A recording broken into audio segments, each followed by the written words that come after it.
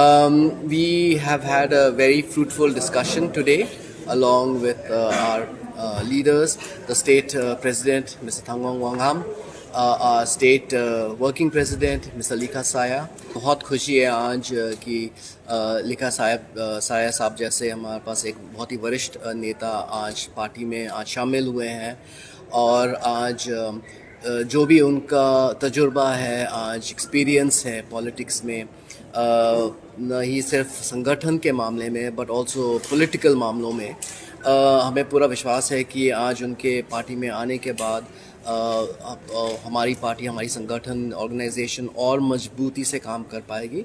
और आज उसका नतीजा हमें अभी ऑलरेडी दिखना शुरू हो रहा है, क्योंकि पार्टी में जैसे कि हम लोग आज हर डिस्ट्रिक्ट में जाके आज ऑर्गेनाइज कर रहे हैं, तो डिस्ट्रिक्ट ऑर्गेनाइजेशन में जो हमें रिस्पांस मिल रहा है, लोगों का जो प्यार है, जो रिस्पेक्ट है हमारे लीडर्स के तरफ, तो उसका हमें आज फिज़िकली आज हमें दिखना, टेंजिबली हमें दिख रहा है सारा रिज़ल्ट। तो मुझे पूरा विश्वास है, मैं पूरी उम्मीद रखता हूँ कि आगे जाते हुए एनपीपी जो कि एक हमारा एक मोटो है कि हम लोग नॉर्थ ईस्ट को एक यूनाइट करें, और हर स्टेट में हम लोग अपने लोगों के लिए यहाँ पे हम लोग काम कर सकें। तो उस विज़न को आगे रखते हुए मुझे पूरा यकीन है कि अरुणाचल प्रदेश में भी आज लिखा साया साहब जैसे लीडर्स के आने की वजह से आज पार्टी में बहुत सारा हमें बेनिफिट मिलेगा। तो मैं यही कहना चाहूँगा कि आज मैं आज जो नया ऑफिस है वहाँ पे आज ही मुझे जाने का एक मौका मिला, और हमारा पार्टी जो है एनपीपी एक नया पार्टी है। अगर आप दूसरे पार्टी के साथ तुलना करें तो हमें फॉर्म किए हुए हमें सिर्फ 10 साल भी नहीं हुए आज, और उसी के नाते आज अगर देखा जाए तो दूसरे जो पॉलिटिकल पार्टीज़ के बड़े बहुत अच्छे वेल इक्विप्ड ऑफिसर्स की आप बात कर रहे हैं, वो सारे पॉलिटिकल पार्टीज़ जो है बहुत ही पुराने पार्टीज़ हैं, उनके पास बहुत उनको समय मिला है कि जगह ढूंढ के अच्छा सा एक ऑफिस तैयार करें। हमारा पार्टी नया पार्टी है, हमें ज़्यादा वक्त नहीं हुआ है, लेकिन हमें पूरा इस बात पे गर्व है कि आज नेशनल पार्टीज़ में 6 नेशनल पार्टीज़ आज देश में, उन 6 नेशनल पार्टीज़ में से हम भी एक गिने जाते हैं।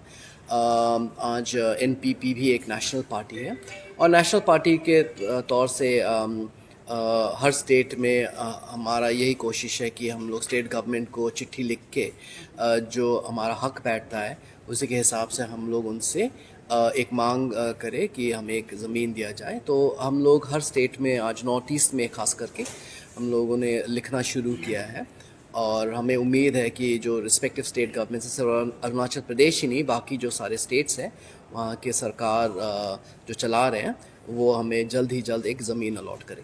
आज हम देख सकते हैं कि आज पार्टी और मजबूती से एक नया जोश आ गया है पार्टी में। पहले से ही हमारे लोग काम कर रहे थे, लेकिन साया साहब के आने से बहुत एक नया जोश आया है पार्टी में, और उसके लिए हम लोग बहुत शुक्रगुजार हैं आज। और मैं उम्मीद रखता हूं कि आगे जाते हुए आज पार्टी और मजबूती से हम लोग और काम कर पाएंगे। और इस चुनाव में, टू आंसर मरीना, इस चुनाव में भी मुझे पूरा विश्वास है कि हमारे पिछले चुनाव में 5 विधायक जीत के आए थे, जिनमें से एक अनफॉर्चुनेटली उनका देहांत हो गया, लेकिन आज 4 एमएलए हमारे, 5 थे पहले।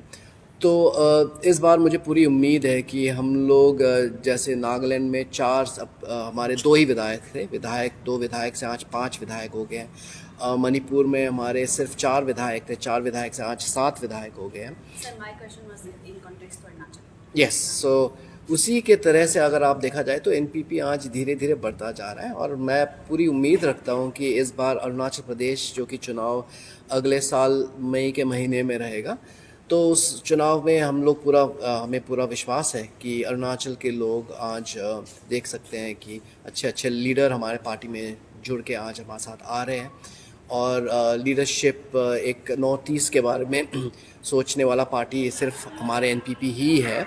तो इसके वजह से ये सब देख के जो हमारे रिस्पांस मिला है हम लोगों को, जो हमें दिखने को मिल रहा है हमें, उसी के हिसाब से मैं पूरी उम्मीद रखता हूँ कि हमारी संख्या बढ़ेगी इस क्या बार। आप बता सकते हैं कि किस तरह का स्ट्रेटजी आप यूज़ करने वाले हो आने वाले चुनाव के लिए, आपका पार्टी अगर मैं आपको स्टेट स्ट्रैटेजी बताने लग गया तो फिर स्ट्रैटेजी का क्या फ़ायदा फिर? थोड़ा सा हाईलाइट कर सकते हैं अच्छा होता हमारे लिए। स्ट्रैटेजी वही होता है जो चुपचाप बिल्कुल 4-5 जनों के बीच में रहता है, वही स्ट्रैटेजी कहा जाता है। कांग्रेस जहाँ यहाँ का अरुणाचल प्रदेश कांग्रेस कमेटी ने ऑलरेडी जो प्रेजेंट गवर्नमेंट है, जो रूलिंग पार्टी है, रूलिंग गवर्नमेंट है, उनके ऊपर में इश्यूज एराइजेस करने लगे हैं। जैसे कि यहाँ का जो सिचुएशन है, पावर से लेके जो पानी का प्रॉब्लम है, सबको लेके अभी वो इश्यूज के ऊपर में डिमांड कर रहे हैं कि मांग कर रहे हैं कि जो प्रेजेंट गवर्नमेंट है 5 साल के अंदर में कुछ नहीं किया इसके लिए। आपकी तरफ से क्या कमेंट रहेगा नहीं, हमारा बहुत ही अरुणाचल को लेकर?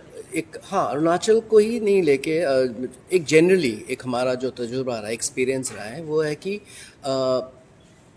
पॉलिटिकल इश्यूज लोकलाइज करना ज़्यादा अच्छा है। कि जो इश्यूज एक कॉन्स्टिट्यूंसी में जो रेलेवेंट है, वो नेसेसरी नहीं है कि दूसरे कॉन्स्टिट्यूंसी में भी वही सेम इशू इम्पॉर्टेंट है। तो हर कॉन्स्टिट्यूंसी में अलग अलग डायनामिक्स रहता है।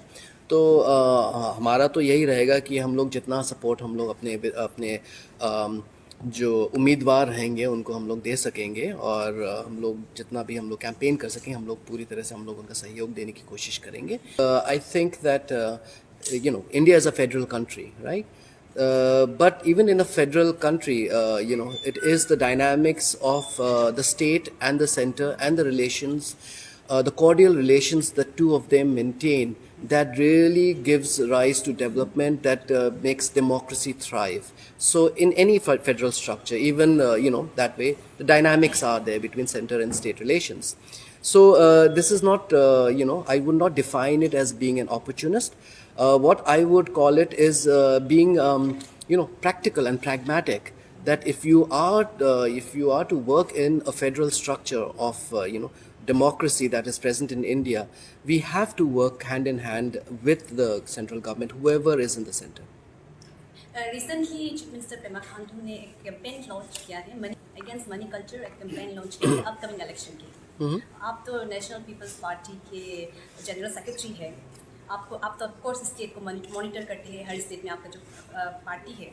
तो आपको क्या लगता है जो कैंपेन अगेंस्ट मनी कल्चर है, इसमें आपका पार्टी का क्या कमेंट रहेगा? बिकॉज स्टेट का जो अरुणाचल का हालत देखा जाएगा तो जब भी इलेक्शन होता है पैसा का बहुत उपयोग होता है, तो इसमें आपका पार्टी का क्या कमेंट रहेगा इस नहीं, अरुणाचल के? देखिए, इलेक्शन डेमोक्रेसी में अगर देखा जाए तो पैसे का खेल कभी भी अच्छा नहीं रहता।